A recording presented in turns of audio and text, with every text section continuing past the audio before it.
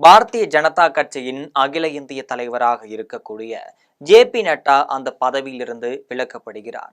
பதிலுக்கு மத்திய வேளாண் துறை அமைச்சர் சிவராஜ் சிங் சௌஹான் பாரதிய ஜனதா கட்சியின் புதிய தலைவராகிறார். இது பற்றி விரிவான செய்தியை வழங்குகிறது உங்கள் ஜெம் தொலைக்காட்சி.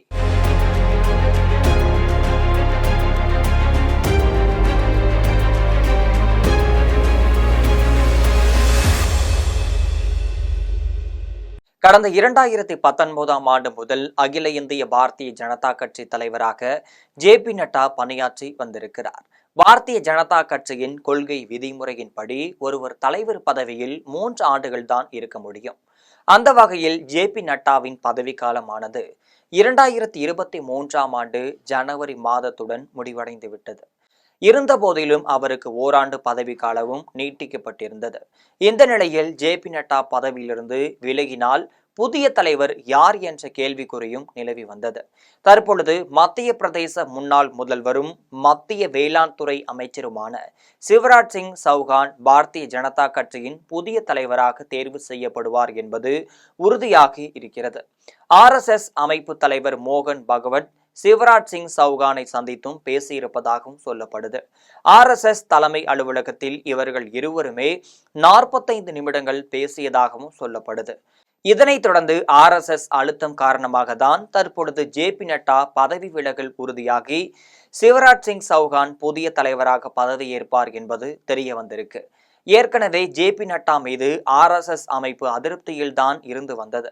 கடந்த தேர்தலில் பாரதிய ஜனதா கட்சி மெஜாரிட்டி பெற்று ஆட்சி அமைக்கவில்லைன்னு சொல்லப்படுது. கூட்டணி சேர்ந்துதான் ஆட்சி அமைக்க முடிந்தது.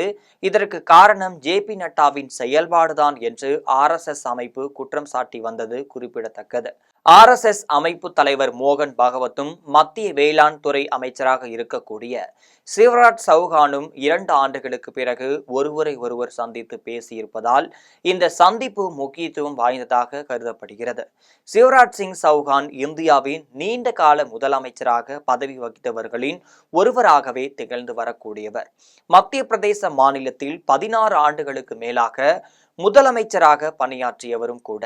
இந்தி பேசும் மாநிலங்களில் பாரதிய ஜனதா கட்சிக்கு மிகப்பெரிய செல்வாக்கையும் தேடி தந்தவர். RSS அமைப்பின் உறுப்பினராக தனது அரசியல் பயணத்தை தொடங்கிய சிவராஜ் சிங் சௌஹான் பின்னர் பாரதிய ஜனதா கட்சியின் யுவ மோர்ச்சாவில் இணைந்து பணியாற்றி வந்துள்ளார். 2005இல் மத்திய பிரதேச மாநில முதலமைச்சராகவும் பதவியில் இருந்து வந்துள்ளார். குடியரசு துணைத் தலைவர் தேர்தல் வருகின்ற செப்டம்பர் மாதம் 9ஆம் தேதி நடைபெறுகிறது.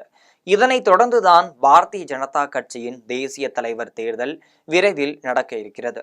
இதில் சிவராஜ் சிங் சௌஹான் தேர்வு செய்யப்படுவார் என தெரிய வந்திருக்கிறது.